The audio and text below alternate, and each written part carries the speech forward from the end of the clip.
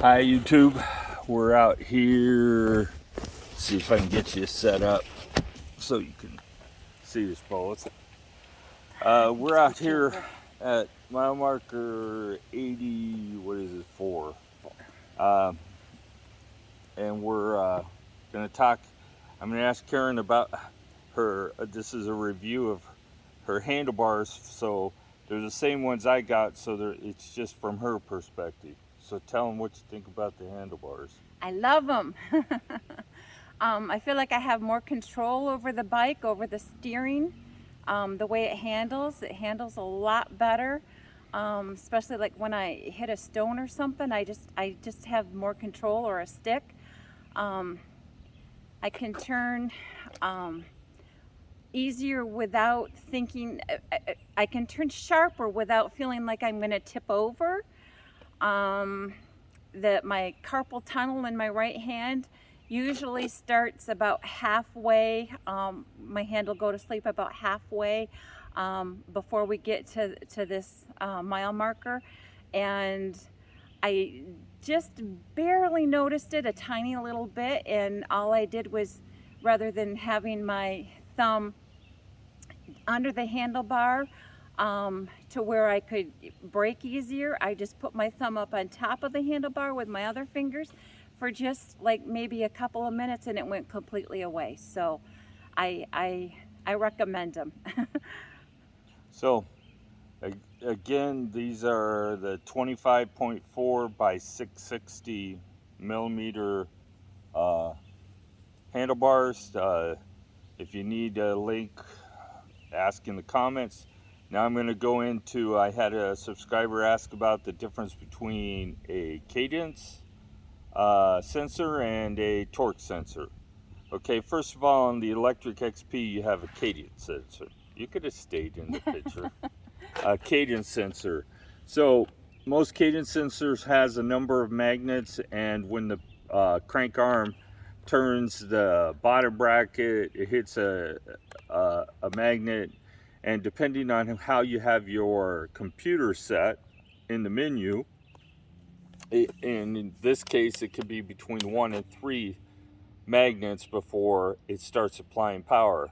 I currently have it set at 1, which at times can be challenging, I'll say, because sometimes it'll apply power when you really don't want to, but just remember, if you grab your brake, that will cut the power to the motor. Now, a torque sensor works differently. A cadence sensor is always going to measure revolutions, and they could be on the back wheel, they could be on the bottom bracket, they could be just about anywhere that rotates. You can use a cadence sensor on a regular bike to measure how fast you're pedaling, and so you know whether you're in your optimum zone. Okay, on a torque sensor, it always measures power output. So it's kind of deceiving. Some of the cheaper torque sensors actually just measure the amount of, are more a cadence sensor and apply power as you turn the crank. The faster you turn, the more power it applies. Whereas a true torque sensor would measure just straight power, how hard you're pushing on that pedal. That would be a more expensive option for bike manufacturers because it has to be more accurate than cadence sensor. Um, Torque sensors are typically used on mid-drive bikes, and they typically don't include a throttle on those bikes. They can, but they typically are upper end bikes, and they don't usually include a throttle or a PAS setting. It's going to go straight by how much output you put. The more you put out, the more the motor's going to put out. So those are the main difference. And I've talked about on other videos the difference between hub drive and mid drive. So I'm going to touch quickly on some things that were brought to my attention. People talk about modifying their bikes. Keep this in mind. That sticker on your bike is for whatever level your bike is, whether it's a a number 2, a number 3, or a number 1. In the United States, are the only way they're rated. If you go beyond 750 watts or 1,000 watts or a class 3 bike, like say if I add another motor to the front wheel, which is a possibility, I've changed this from a class 3 bike to something that's not even classified. So once you go above a class 3 bike, you need a driver's license in Michigan anyway, because it's considered a moped or a street vehicle. So before you go modifying your bikes, you need to check with your local laws and make sure that you're not doing something. But when you modify your bike and they say they're out here on DNR's out on this trail and he decides to pull you over to see what class bike you ride, and he looks down and sees that you have a class 2 sticker on your bike, but you have over 2,000 watts of power, he's going to go ahead. He has the option to write you a citation for riding, on this case, a motorcycle. It would be a citation for a motorcycle on a bike trail.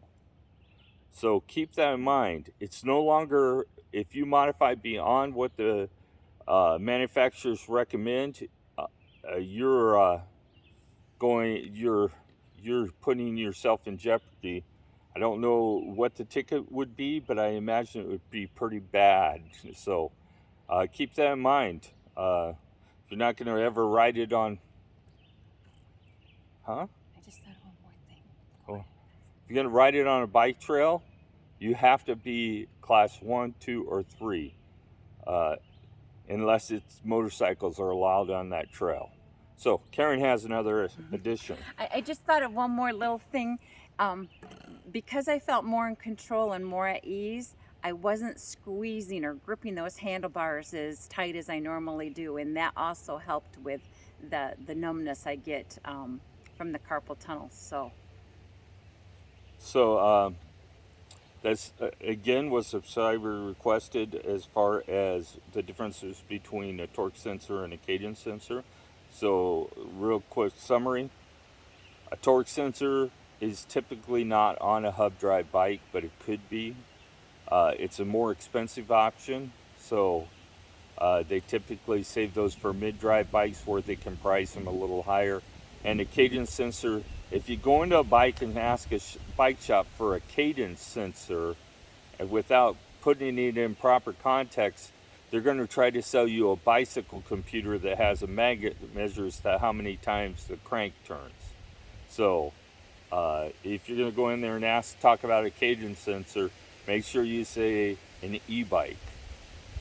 So, because it's not truly a cadence sensor, it's just a sensor that measures rotation. It tells the bike to apply power. So the amount of power the bike puts on is basically controlled by the controller.